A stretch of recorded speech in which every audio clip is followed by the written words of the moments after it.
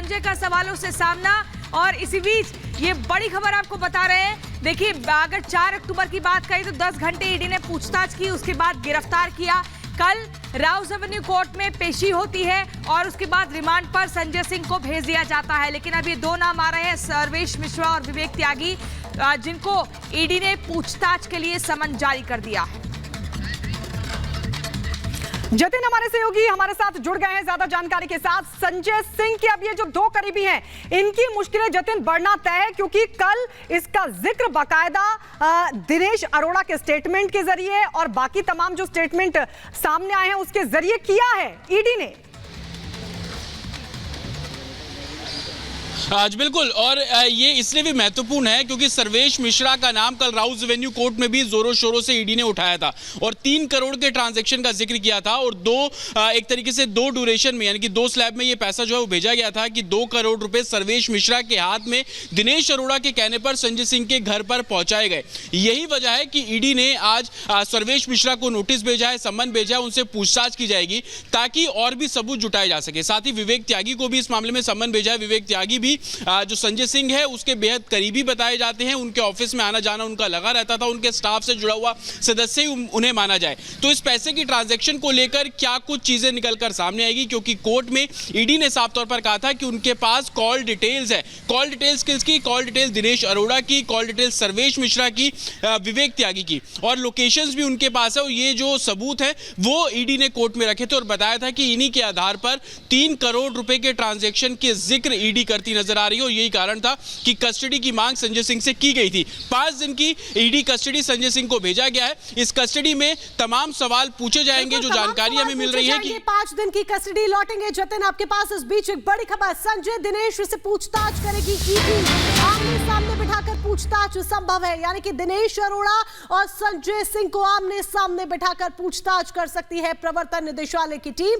सूत्रों के हवाले से बड़ी खबर आ रही है, ईडी ने सवालों की लिस्ट भी बकायदा तैयार कर ली है और इन सवालों की लिस्ट का पूरा एक-एक कर सामना करना पड़ेगा संजय सिंह को, दिनेश अरोड़ा को। बिल्कुल, ऐसी खबर पर हम सीधा रुख करते हैं, ग्राउंड जीरो पे चलते हैं। हमारे संवाददाता जतिन लगातार बने हुए हैं। जतिन, दिनेश अरोड़ा ये वो व्यापारी है जो कि सरकारी गवाह बन चुका है। संजय सिंह और दिनेश अरोड़ा को आमने सामने बिठाया जाएगा, सवाल जवाब होंगे। ये माना जाए कि और बड़े खुलासे हो सकते हैं। जी बिल्कुल, क्योंकि दिनेश अरोड़ा एक अहम कड़ी इस लिहाज से भी क्योंकि सीबीआई ने जब दिनेश अरोड़ा को अरेस्ट किया था और उसके बाद उसको सरकारी गवाह बना लिया गया। उसके बाद ईडी ने अरेस्ट किया, ईडी ने भी अपने केस में, मनी लॉन्ड्रिंग केस में, उसको सरकारी गवाह बनाया। और दिनेश अरोड़ा ने जिस तरीके से अपने स्टेटमेंट में बताया कि कैसे वो संजय सिंह के टच में आया, संजय सिंह के जरिए मनीष सिसोदिया से दिनेश अरोड़ा की मुलाकात कराई गई, पैसों के बदले, काम के बदले जो पैसे हैं, फेवर्स लिए गए। संजय सिंह ने अपने आदमियों को लेकर व्यापार में जुड़वाया और इसके बदले में मनीष सिसोदिया से मुलाकात और बाकी जो काम है दिनेश अरोड़ा के करने का आश्वासन संजय सिंह ने दिया। ये तमाम ऐसे स्टेटमेंट है जो 1 तारीख को दिनेश अरोड़ा ने ईडी के सामने रखे और इन्हीं स्टेटमेंट के आधार पर संजय सिंह के घर पर रेड हुई और तकरीबन 10 घंटे की रेड के बाद संजय सिंह को गिरफ्तार कर लिया गया।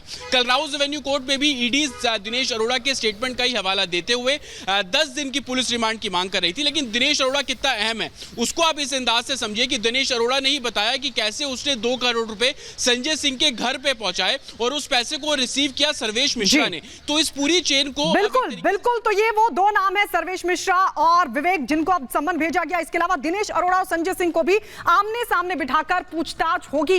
लेकिन आपको बता दें, शराब कांड में अब संजय सिंह की जो मुश्किलें हैं वो लगातार बढ़ती जा रही हैं। 5 दिन की रिमांड पर राउस एवेन्यू कोर्ट ने संजय सिंह को भेज दिया है। लेकिन इस बीच आपको बता दें, आधा घंटे का उनको वक्त मिलेगा जब वो अपने वकील से भी बात कर सकते हैं और अपने परिवार से भी मिल सकते हैं।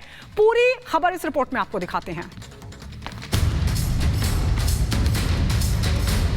सारे केस झूठे लगा रहे हैं ये लोग, तो कुछ इतने केस लगा लिए, इतनी जांच कर ली, कुछ निकलता तो है नहीं। जो दस्तावेज संजय सिंह जी के घर से निकले वो आम आदमी पार्टी के बहुत ऊपर तक पहुंच रहे हैं, इंगित बहुत ऊपर तक हो रहा है। अभी किंगपिन बाहर है, किंगपिन का नंबर भी आएगा और अब आप देखेंगे केंद्र सरकार के जाने की उल्टी गिनती शुरू हुई। हजारों जगह पे छापे मार लिए, लेकिन 15 महीने बाद भी 1 रुपए के भ्रष्टाचार का सबूत ये देश के सामने नहीं रख पाए।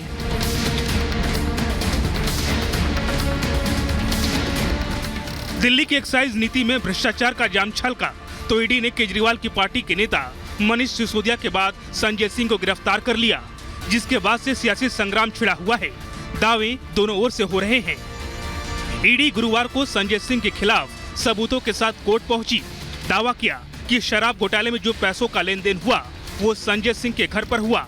कोर्ट ने उन्हें 5 दिन के ईडी रिमांड पर भेज दिया। अब जमानत पर सुनवाई 12 अक्टूबर तक टल गई है।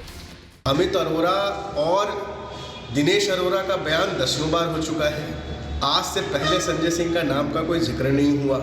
आज अचानक से एक दिन पहले ईडी आती है और कहती है जी आपके खिलाफ ये बयान दिया गया है, और किसके द्वारा? एक ऐसे व्यक्ति के द्वारा जो उनका अप्रूवर बना हुआ है और उनकी उन्होंने बेल करवाई है।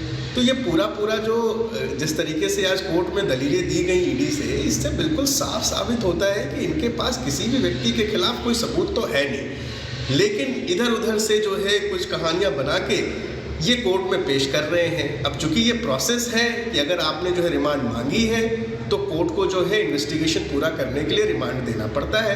उसी प्रक्रिया के हिसाब से इनको जो है 10 दिन मांगी थी इन्होंने रिमांड, 5 दिन का रिमांड दिया है। 10 तारीख को दोबारा इनको पेश। शराब घोटाले को लेकर ईडी के एक्शन से आपकी टेंशन बढ़ने लगी है। इस बीच कोर्ट ने संजय सिंह की ईडी हिरासत के दौरान रोजाना शाम 6 बजे से 7 बजे के बीच आधे घंटे के लिए 3 वकीलों से मिलने की इजाजत दी है। इस दौरान ईडी के अधिकारी उनकी बातचीत नहीं सुनेंगे। कोर्ट ने संजय सिंह को रोज शाम को 6 से 7 बजे के बीच आधे घंटे के लिए अपनी पत्नी और पिता से मिलने की भी इजाजत दी है। लेकिन दिल्ली की ये शराब नीति आम आदमी पार्टी पर बहुत भारी पड़ रही है। सारे केस झूठे लगा रहे हैं ये लोग। तो कुछ इतने केस लगा लिए, इतनी जांच कर ली, कुछ निकलता तो है नहीं। तो इस जांच के खेल में टाइम ही खराब होता है। सबका टाइम खराब होता है, जांच एजेंसियों का भी टाइम खराब होता है, सरकार का भी। सबको काम करना चाहिए, देश के लिए काम करना चाहिए, तभी तो देश तरक्की करेगा। सबको झूठे केसों में फंसा के उससे तो देश तरक्की नहीं करेगा। जिस तरह के सवाल सुप्रीम कोर्ट आज पूछ रहा था, क्योंकि मामला सब जुडिस है, मेरे को कोई टिप्पणी उस पर नहीं करनी चाहिए, लेकिन जिस तरह के सवाल कर रहा था उससे तो मतलब एक तरह से एक फीलिंग आ रही थी कि गलत ही केस बना रखा है इन लोगों ने हमारे ऊपर। श्रीमान अरविंद केजरीवाल के पास जवाब नहीं है कि ये शराब घोटाले में जो शर्मसार इनको होना पड़ा है, उप मुख्यमंत्री से लेकर बाकी भी जेल गए हैं, लेकिन अभी किंगपिन बाहर है।